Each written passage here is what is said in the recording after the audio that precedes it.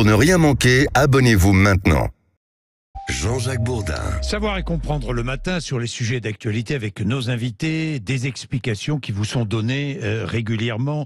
Présentation en ce moment même en Conseil des ministres du plan de lutte contre les abus sur Internet. Il s'agit de sécuriser et réguler Internet. Vous savez vous le savez, vous ne le savez pas, vous avez peut-être été victime, un Français sur deux a été victime d'une tentative d'arnaque sur Internet. Vous avez été victime d'une arnaque, allez-y, 0826 300 300. Laurent Amar, bonjour.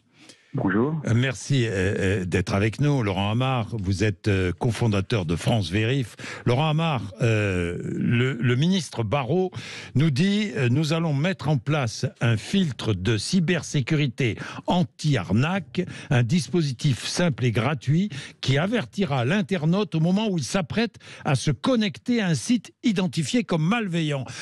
Expliquez-nous, comment ça va fonctionner ? L'idée est d'avoir justement un filtre qui puisse, lorsqu'il identifie l'URL d'un site frauduleux, oui, qui puisse vous alerter. C'est-à-dire, je vais sur Internet, je réponds, je suis sollicité, je réponds, expliquez-nous comment ça va fonctionner vraiment. Vous êtes sur Internet, vous êtes sollicité par une publicité, peu importe, sur les réseaux sociaux, par un mail. Vous allez sur un site, vous arrivez sur ce site et on va vous avertir si ce site est frauduleux ou pas. Ah d'accord. C'est-à-dire que si je vais de moi-même sur le site sans savoir, sans prendre de précautions, là je vais être averti et je saurai si le site est frauduleux ou pas. Oui, c'est l'idée. C'est l'idée. Bon, c'est l'idée, mais ça va pouvoir être facilement mis en place, hein ? Alors, l'idée est très louable et en effet, la France a la capacité d'y arriver. Il y a un risque qu'il faut à tout prix éviter, c'est de punir les bons élèves en même temps qu'on punit les mauvais élèves. Eh oui. En Belgique, vous avez eu un filtre qui a été posé et vous avez des milliers de sites e-marchands honnêtes, alors des petits sites, des jeunes sites, et ces sites ont été bloqués. Alors, même si en France, ce qui est envisagé, c'est un cyberscore, vous imaginez bien que les gens ne vont pas réagir de la même façon face à un cyberscore que face à un Nutri-Score. Lorsque vous achetez un aliment, vous savez très bien, vous n'allez pas forcément acheter un aliment qui a la note maximale. Parfois, vous allez vous faire plaisir. Lorsque vous avez affaire à un site Internet sur lequel vous devez mettre votre carte bleue, ce n'est pas la même chose. Si, à un moment donné, vous avez... ce site n'est pas évalué vert avec la note maximum, vous n'allez pas mettre votre carte bleue. Oui. Et il est là le risque. Et le risque est bien réel, car il faut savoir que les sites frauduleux ont plusieurs caractéristiques. Première caractéristique, ce sont des sites qui ont une durée de vie très très courte.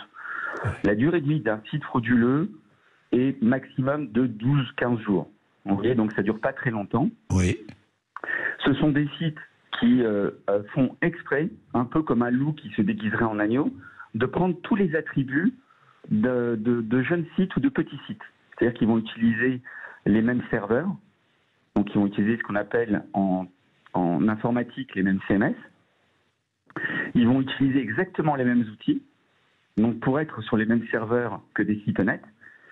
Donc si à un moment donné, vous servez comme identifiant, par exemple, un nom ou un serveur, vous risquez de mettre dans le même panier les bons et les mauvais élèves. Vous voyez, il est là le risque. L'autre chose, c'est que vous avez beaucoup de sites honnêtes qui, malgré eux, peuvent avoir des malwares ou peuvent être infiltrés. C'est quelque chose de très courant et de plus en plus courant. Si vous avez un site, même de mairie, qui est infiltré par un site qui va vendre par exemple des faux médicaments, est-ce que vous allez punir le site légitime? Vous voyez? Donc c'est un sujet qui a l'air très simple au premier abord, mais qui est très complexe quand on rentre dans les détails. Et le vrai risque, c'est de venir punir des dizaines de milliers d'entrepreneurs qui, de l'autre côté, sont en même temps aidés et financés par l'État. Eh oui, je comprends. C'est toute cette difficulté auquel va être confronté l'État. Évidemment, évidemment, parce que il y aura une base d'une liste noire de sites identifiés comme malveillants, mais évidemment, à partir du moment où il y a la création d'un nouveau site, la liste noire est caduque. Exactement. Et alors, c'est oui. un peu la chance de franceverif.fr, Oui. que nous avons été financés en bonne partie par la BPI, et qu'aujourd'hui, nous arrivons à détecter ces jeunes sites comme étant des sites fiables et identifier dès jour 1, donc dès la première mise en ligne, un site qui est malveillant. Et donc c'est pour ça que nous allons prendre contact avec monsieur Jean-Noël Barraud, car c'est un magnifique produit de l'excellence française, 43 chercheurs français et data analystes mobilisés, 3 ans de R&D, mais l'outil marche. L'outil marche, franceverif.fr. Hein. Oui. Pour aller vérifier. Merci Laurent Amar. Merci. Très belle journée à vous. Au revoir. Merci, au revoir. 10h57. Vous êtes sur Sud Radio pour savoir et comprendre. Nous allons ouvrir notre débat comme tous les jours entre 11h et midi. Dans un instant, et j'ai hâte parce que le sujet m'intéresse beaucoup. La politique est-elle devenue un spectacle?